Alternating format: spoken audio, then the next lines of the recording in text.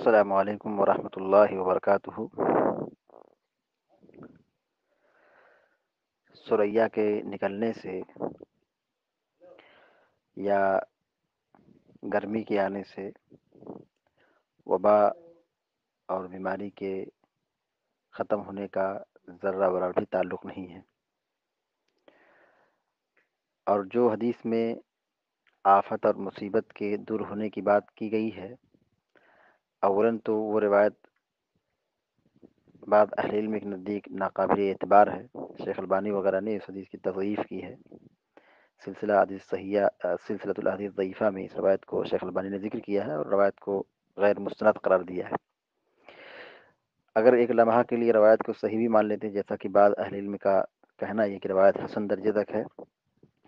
تو اس حدیث کا معنی وبا اور مصیبت اور آفت نہیں ہے۔ اس حدیث میں جو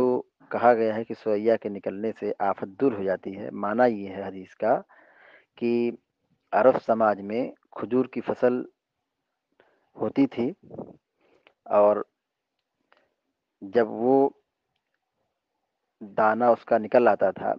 یعنی پھول تیار ہو جاتا تھا، اور پھول کے آنے کے بعد جب اس میں مضبوطی آ جاتی تھی، یعنی اس کے اندر رنگ بدل جاتا تھا،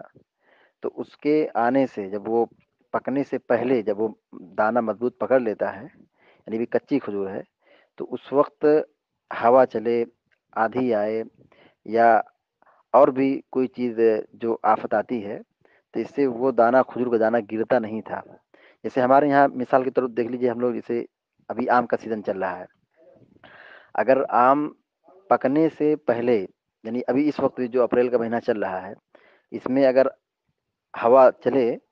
تو ہوا کے چلنے سے آم گرے گا نہیں، کیونکہ اب وہ کسلی پکڑ لی ہے اور مضبوط بن گیا ہے۔ لیکن اگر یہی فروری کے مہینے میں یا جنوری کے مہینے میں آدھی آئے اور ہوا چلے، تو آم چونکہ کمزور ہوتا ہے، تو سارا پھول اور سارا پھل جو چھوٹا چھوٹا ہے وہ کولا سب گر جائے گا۔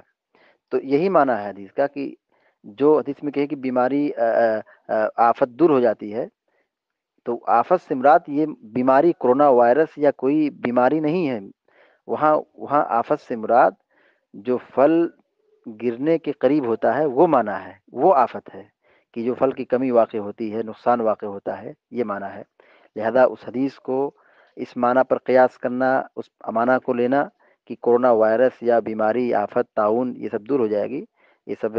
حدیث کی تحریف ہے۔ اللہ تعالی ہم سب کو نیک عمل کی توفیق عطا فرمائے۔ وصلی اللہ علی نبینا محمد وعلی آلہ وصحبہ اجمعین۔ السلام علیکم ورحمۃ اللہ وبرکاتہ۔